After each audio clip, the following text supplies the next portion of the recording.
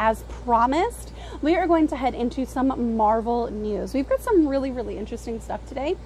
So first on the docket is none other than Spider-Man Across the Spider-Verse. This is really, really cool. Every time I hear this, I always think of that song, Sunflower. Sunflower. I love Post Malone. His energy is just so awesome. Like, I don't know, he just seems like a really freaking cool dude. Anyways, Spider-Man Across the Spider-Verse has released some news on who is going to be replacing Kingpin and Dr. Octavius in the new film, the animated film, Spider-Man Across the Spider-Verse. I think this is really, really cool. They announced some of the cast members, including the new headlining villain. And I'm going to break that down just a little bit in case you are not hardcore Spider-Man fans listening to this podcast, and it'll kind of get you a little bit jazzed up. So the new villain is probably the toughest yet for Spider-Man, aka Miles Morales in this universe, or Spider-Verse. He is going to be versing none other than the Spot.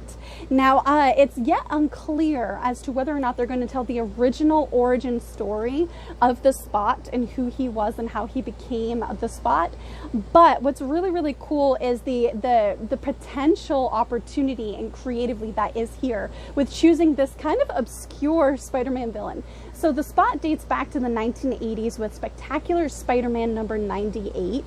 And what his superpower actually is these different little interdimensional spots that are on his body that they're not black holes, they're kind of portals into different dimensions. So he has interdimensional portal power on his being. And he has the ability to basically throw a portal and put his opponent into it and poof, gone. Very, very interesting. So this is probably to date going to be the toughest opponent. A lot of angst going into this battle with the Spot. Marvel has released the fact of who is going to be voicing the character of the Spot. This is really, really cool. The original appearance of the Spot dates back to, like I said, Spectacular Spider-Man number 98, and that was back in 1985.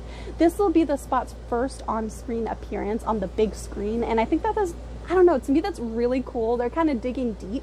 They've actually called this, Variety reported on this from a fan festival, and the co-director, who's also one of the voices for the film, Kemp Powers, he talked about this as one of the deepest cuts because of such an obscure character, but the writing and producing team, they are so excited about the creative potential for this villain for Spider-Man. This is going to be a really cool creative opportunity for Marvel and the animated Spider-Man film.